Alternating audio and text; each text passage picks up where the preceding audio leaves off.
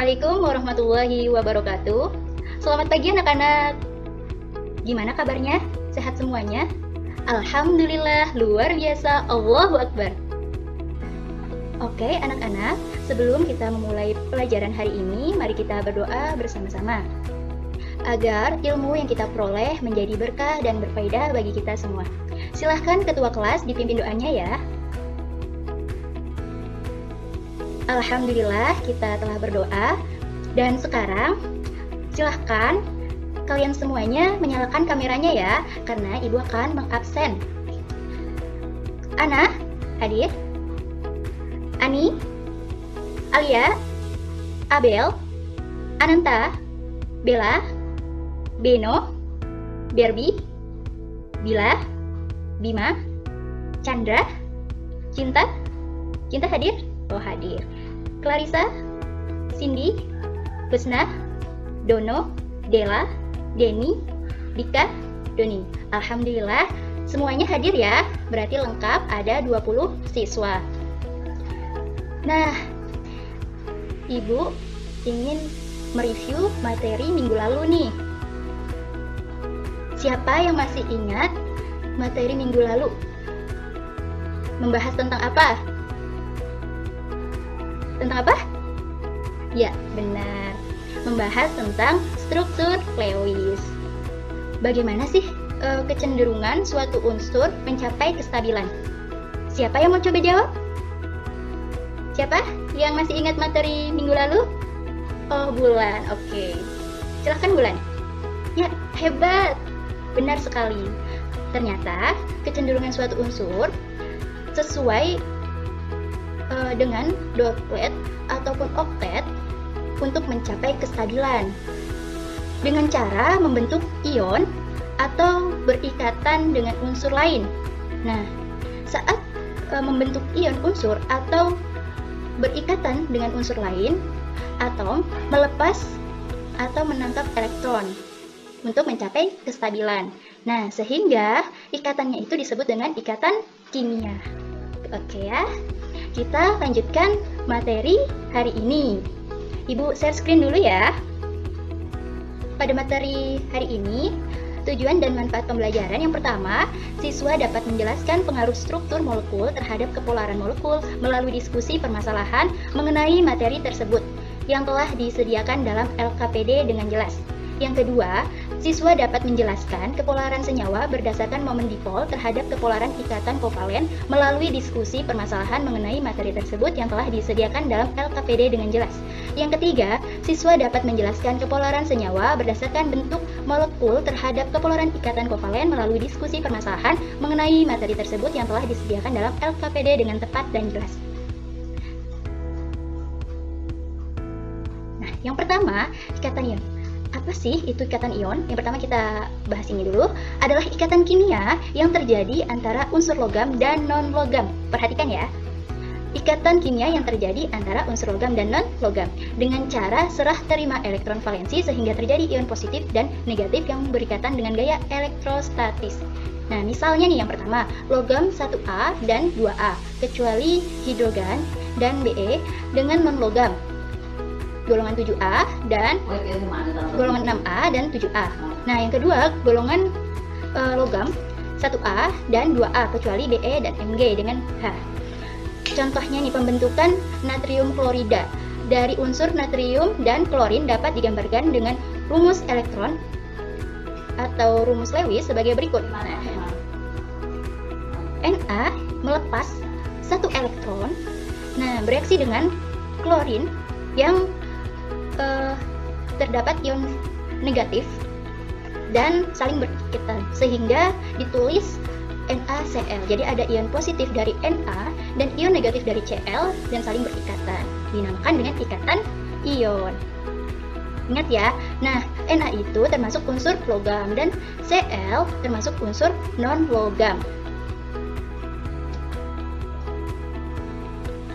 Ikatan ion terintegrasi nilai Islam. Fenomena ini menunjukkan bahwa Allah menciptakan unsur yang berbeda dengan jenis dan sifat yang berbeda. Unsur-unsur yang berbeda inilah yang akan saling interaksi membentuk suatu ikatan. Hal ini juga berlaku untuk manusia. Manusia sesuai fitrahnya diciptakan oleh Allah secara berpasangan. Allah juga mengarahkan sexual orientation kepada lawan jenis, memiliki keturunan berdasarkan ikatan pernikahan. Manusia yang berbeda jenislah yang boleh membentuk suatu ikatan dan dilarang dengan sesama jenis. Ketentuan ini sesuai dengan firman Allah dalam Al-Quran surah An-Nisa ayat 1, yaitu Bismillahirrahmanirrahim. Ya ayyuhan nasu taqu rabbakum alladzi khalaqakum min nafsin wahidatin wa khalaqa minha zawjaha wa batha minhuma rijalan katsiran wa nisaa'a wattaqullaha alladzi tasaaluna bihi wal arham innallaha kana 'alaikum raqiba. Yang artinya, hai sekalian manusia, bertakwalah kepada Tuhan kamu yang telah menciptakan kamu dari diri yang satu dan daripadanya Allah menciptakan istrinya dan daripada keduanya Allah mengembangkan keturunan lelaki dan wanita yang banyak. Nah, berikut contoh dari ikatan ion. Bagaimana ikatan ion yang terjadi antara unsur K dan O? Nah, jawabannya K memiliki nomor atom 19. Kita mengikuti aturan oktet dan duplet. Oktet itu ada 8 ya, kemudian duplet itu 2, jadi 2, 8, 8, 1. Maka K ini melepas 1 elektron, makanya K plus. Terus O, oksigen, memiliki 8 atom ya. Nomor atomnya ada 8. Kemudian kita tahu ada 2, 6 ya kan? Jadi kurang 2 lagi untuk mencapai kestabilan. Sehingga oksigen akan stabil jika menangkap 2 elektron. Maka ini dia reaksinya ya. Selanjutnya ikatan kovalen. Ikatan kovalen terjadi karena pemakaian bersama pasangan elektron yang berasal dari atom-atom yang berikatan. Ikatan ini terjadi antara unsur non-logam dengan non-logam. Ingat ya anak-anak, ikatan ion tadi antara unsur apa dengan apa? Siapa yang mau coba jawab? Oke, coba Ana. Ya, benar sekali, hebat.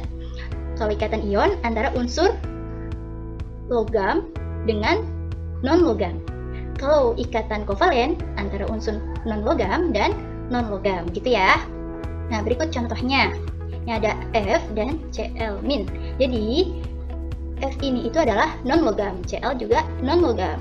Makanya saling berikatan disebut dengan ikatan kovalen. Perhatikan elektron ikatan. Nah, yang berada di antara F dan Cl. Pasangan elektron ikatan ini berasal dari F dan Cl. Sepasang elektron ikatan tersebut digunakan bersama sehingga setelah berikatan elektron valensi kedua atom seolah-olah menjadi 8. Ya, bisa dihitung ya. Ada di F kan 1, 2, 3, 4, 5, 6, 7, 8 setelah berikatan. Nah, di Cl juga demikian 8 gitu. Ada 8, 1, 2, 3, 4, 5, 6, 7, 8. Berikut pembagian dari ikatan kovalen. Yang pertama ya, ikatan kovalen rangkap. Ikatan ini melibatkan pemakaian bersama lebih dari 1 pasang elektron oleh 2 atom yang berikatan. Ikatan kovalen rangkap atau ganda dibedakan menjadi 2, yaitu ikatan kovalen rangkap 2 dan ikatan kovalen rangkap 3. Yang pertama, ikatan kovalen rangkap 2. Contohnya, reaksi antara oksigen dengan oksigen menghasilkan O2 atau dioksida. Nah, di sini ada ikatan rangkap 2 ya, seperti yang telah dilingkari. Yang kedua, ikatan kovalen rangkap 3. Contohnya reaksi antara nitrogen dengan nitrogen. Nah, ditulis N2. Dalam lingkaran terlihat ada 3 ikatan. Ikatan kovalen polar. Jika 2 atom atau diatonik yang berbeda berikatan kovalen, maka molekulnya memiliki kutub dalam kurung positif dan negatif, disebut polar. Hal ini diakibatkan adanya momen dipol. Apa itu momen dipol? Momen dipol ialah perkalian jarak ikatan antar atom yang berikatan dengan perbedaan keelektronegatifan antar 2 atom yang berikatan. Makin besar momen dipolnya, makin polar senyawanya. Senyawa yang memiliki momen dipol 0 disebut senyawa non-polar begitu. Nah, di sini ada contohnya berupa HCl. Nah, berikut Ciri-ciri ikatan kovalen polar. Yang pertama, senyawa poliatomik simetris yang memiliki atom pusat berpasangan elektron bebas, lone pair electron. Selalu polar, ya, punya PEB, pasangan elektron bebas. Yang kedua, hal ini karena pasangan elektron bebas lebih kuat dibanding pasangan elektron ikatan sehingga menimbulkan elektronegativitas yang besar. Beda nilai elektronegativitas kurang lebih 1,7. Nah, contohnya di sini ada H2O dan NH3. Ikatan kovalen nonpolar. Ciri-cirinya, yang pertama, molekul diatomik yang sama selalu simetris dan selalu nonpolar. Hal ini karena elektron ikatan tertarik ke dua arah dengan kekuatan tarikan atau elektronegativitas yang sama besar. Contohnya ada H2, O2, F2. Yang kedua, molekul simetris poliatomik yang memiliki atom pusat tanpa elektron bebas atau lone pair electron, selalu nonpolar. Contoh, CCl4, CH4, CO2, SF6, PCl5. Kita lanjut saja. Kemudian ini yang terakhir ya, ikatan kovalen koordinasi. Apa itu ikatan kovalen koordinasi? Merupakan ikatan kovalen yang terjadi jika pasangan elektron yang digunakan bersama berasal dari salah satu atom yang berikatan, sedang atom yang lain tidak ikut menyumbang.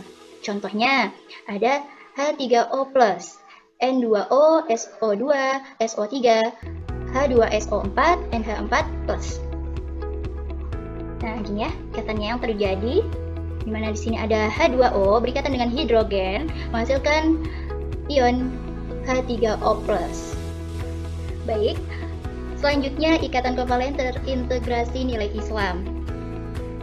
Nah, dalam Al-Quran ya, aplikasinya dijelaskan mengenai ikatan kovalen itu seperti bentuk kerjasama dan tolong-menolong, yaitu terdapat dalam Quran Surah Al-Maidah ayat 2. Bismillahirrahmanirrahim. Wa ta'awanu 'alal birri wat taqwa wa la ta'awanu 'alal itsmi wal 'udwan wattaqullaha innallaha syadidul 'iqab. Yang artinya, dan tolong menolonglah kamu dalam mengerjakan kebaikan dan takwa, dan jangan tolong menolong dalam berbuat dosa dan pelanggaran. Kerjasama dalam tolong menolong yang diiringi dengan ketakwaan disabdakan oleh Rasulullah SAW dalam sebuah hadis yang diriwayatkan oleh Anas, diriwayatkan dari Musaddad, diriwayatkan dari Muktamar, dari Anas berkata, Rasulullah bersabda, bantulah saudaramu baik dalam keadaan sedang berbuat zalim atau sedang teraniaya. Anas berkata, wahai Rasulullah, kami akan menolong orang yang teraniaya. Bagaimana menolong orang yang sedang berbuat zalim? Beliau menjawab, dengan menghalanginya melakukan kezaliman. Itulah bentuk bantuanmu kepadanya.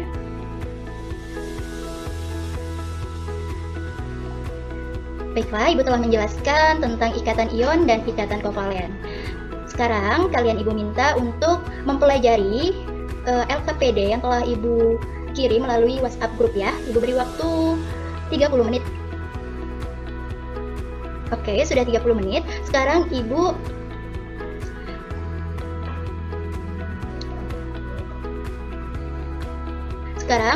akan membagi kalian menjadi 4 kelompok ya. Karena kita kan ada 20 siswa, jadi satu kelompoknya ada 5 siswa. Jadi di sini ada pembagiannya, tim 1 Abel, Cinta, Barbie, Denny, Dika.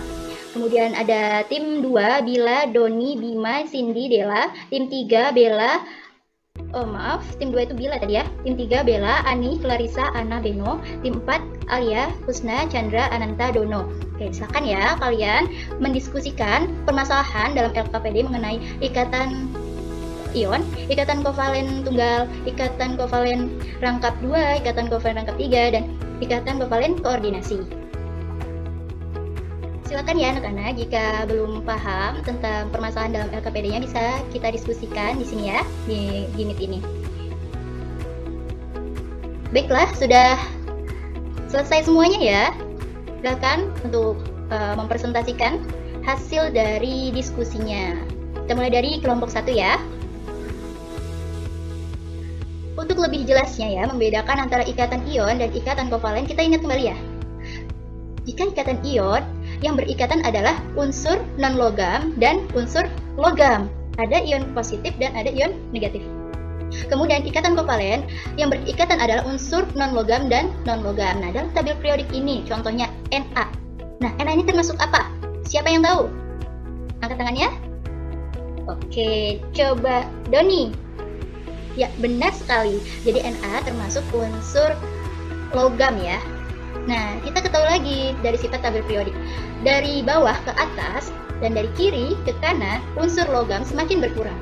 Unsur logamnya semakin berkurang.